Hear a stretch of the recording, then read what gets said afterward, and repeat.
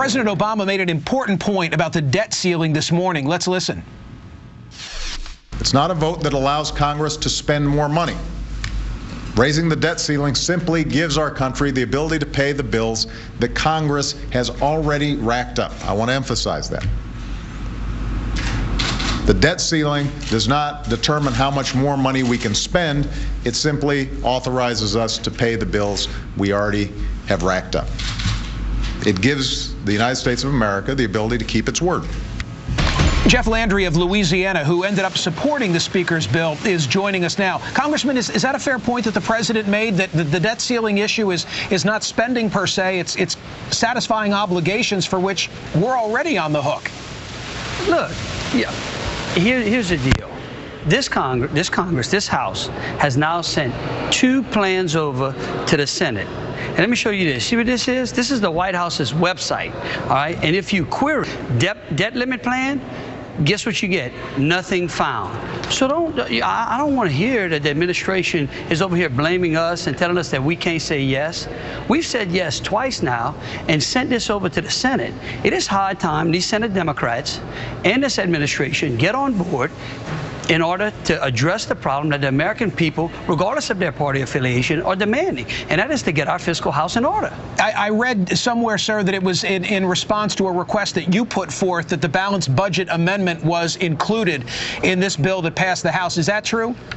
Well, look, I was part of a group who were voting no for this bill. And, of course, you know, I don't like to take no for an answer. I don't like can't.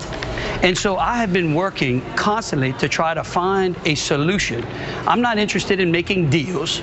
I'm interested in finding solutions. So, yes, I was up very late last night in the whip's office with a group of 20 or so members of Congress trying to hammer out a way where we could get to voting for this bill and it would have a solution to our crisis here. Intuitively, it makes sense. You say, well, who could be against a balanced budget amendment? Don't you try and run your own home with a balanced budget? And of course I try, but at the same time, sir, I've got a mortgage, I've got a car loan, I've got credit card debts. I mean, it's not completely incompatible with the notion of having debt.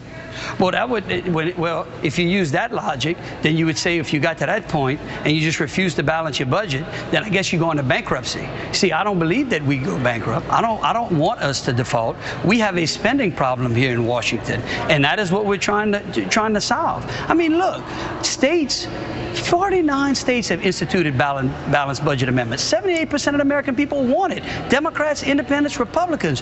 What is so wrong with the process of giving the American people an opportunity to speak? And the balanced budget amendment we just sent, the requirement we sent over to the Senate, is the one that 22 Democratic senators are on record supporting. So what is the problem? And Congressman, allow me to show you Democratic Congressman Gerald Connolly of Virginia expressing the Democrats' anger with the Speaker's bill earlier today. Okay. This bill is a blatant, cynical exercise in raw political muscle and nothing more.